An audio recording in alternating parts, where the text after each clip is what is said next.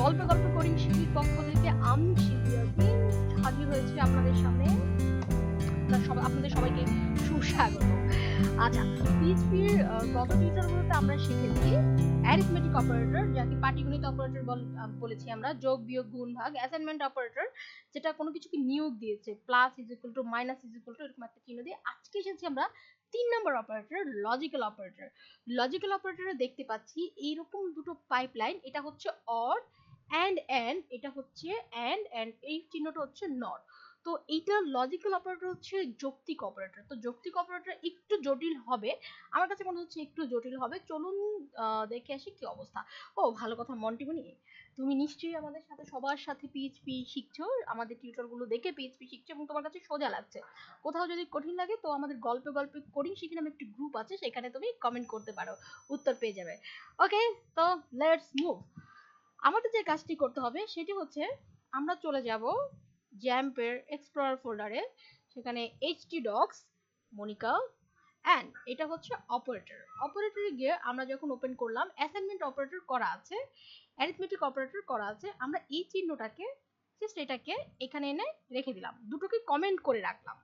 ঠিক আছে, আজকে আমরা কাজ করব কোন অপারেটর নিয়ে? অবশ্যই অবশ্যই লজিক্যাল অপারেটর নিয়ে। লজিক্যাল অপারেটর, লজিক্যাল অপারেটরের চিহ্নগুলো হচ্ছে শিফট ধরে ব্যাকস্ল্যাশ দিলে দুটো পাইপলাইন আসে, এটার মানে হচ্ছে অর অথবা।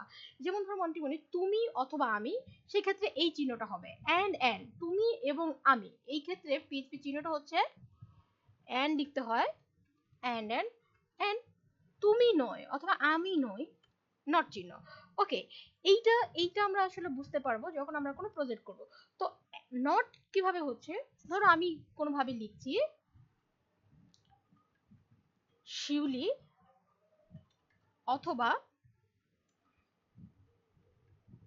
মনিকা, ঠিক আছে, আমার কাছে মনে হলো শিউলি এবং মনিকা, সেই ক্ষেত্রে এটা কোনো কারণে মনে হলো যে শিউলি নেই অথবা মনিকা নেই, ঠিক আছে, সেই ক্ষেত্রে আমাদের চিহ্নটা হবে নট মনিকা। তো আমরা একটা উদাহরণের মাধ্যমে যদি এটা দেখে আসি সবচেয়ে বেশি ভালো হয়। উদাহরণটা দেখার জন্য আমরা ছোট্ট একটা প্রজেক্ট করি। মানে আমি অনেক জায়গা থেকে অনেক পিডিএফ পড়ে অনেক টিউটোরিয়াল দেখে আমি পিএইচপি শিখেছি এবং সেগুলোর প্রভাবও আমার মধ্যে আছে। এই আমি যত প্রজেক্ট দেখাচ্ছি, আমি আমার মতো করে গল্পে গল্পে বললেও আমার এই শেখার পেছনে কিন্তু অনলাইনের বিশাল একটা অবদান আছে। গুগল, ইউটিউব, পেইড টিউটোরিয়াল, তারপর হচ্ছে অনেক প্রজেক্ট দেখে আসলে আমি শিখেছি, অনেক পিডিএফ পড়ে আমি শিখেছি। তো তুমিও যদি এরকম অনেক অনেক পিডিএফ পড়ো, টিউটোরিয়াল দেখো, তাহলে দেখবে খুব সহজেই তুমি পারছো।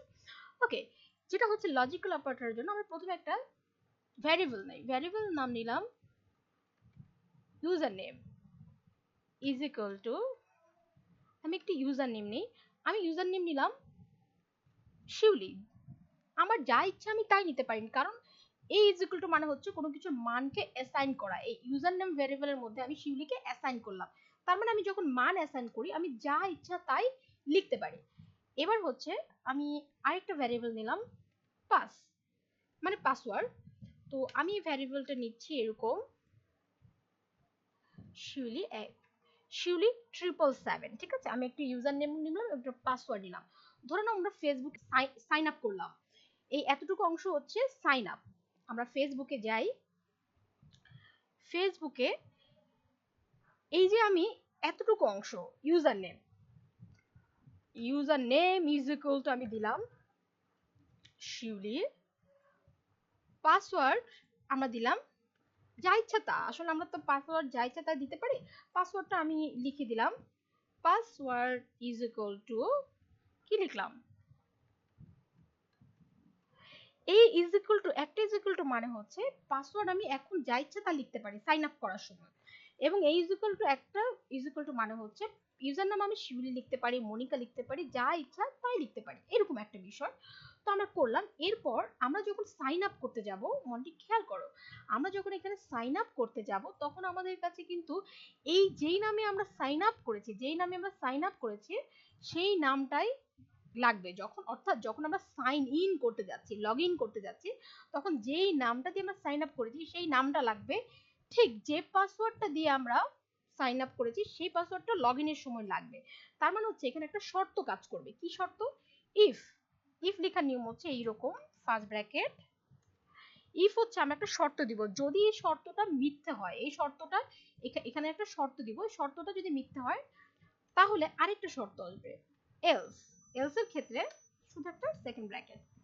ওকে, এবার আমরা ইফ এর মধ্যে শর্ত দিব যে যদি user name is equal two, আমরা শর্তটা দিচ্ছি যে এবার আমরা লগ ইন করছি, এটা হচ্ছিল আমাদের সাইন আপ, এটা হচ্ছে লগ ইন। যদি আমরা user name is equal two কি হতে হবে, সত্য হতে হবে। এখানে ডবল ইজ ইকুয়াল টু হবে। আমি বুঝিয়ে দিচ্ছি কেন ডবল ইজ ইকুয়াল টু।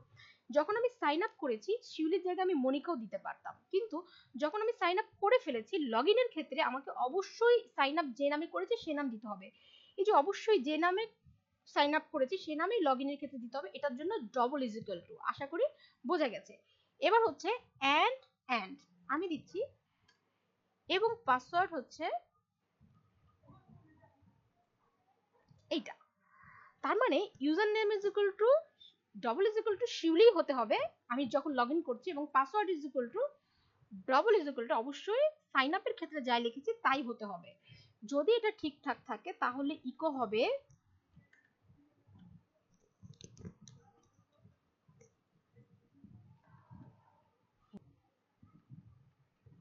কাম, ঠিক আছে। আর যদি কোনোভাবে আমার এখানে আমি লগ ইন করার সময় সাইন আপ যা দিয়ে করেছি তার থেকে একটা অক্ষর এদিক সেদিক হলো, এল সেটটা ইকো হবে। ইকো হবে কারটা? এল সেটটা। এখানে ইকো করলাম ইউজার নেম অর পাসওয়ার্ড রং, যে কোনো একটা ভুল থাকতে পারে।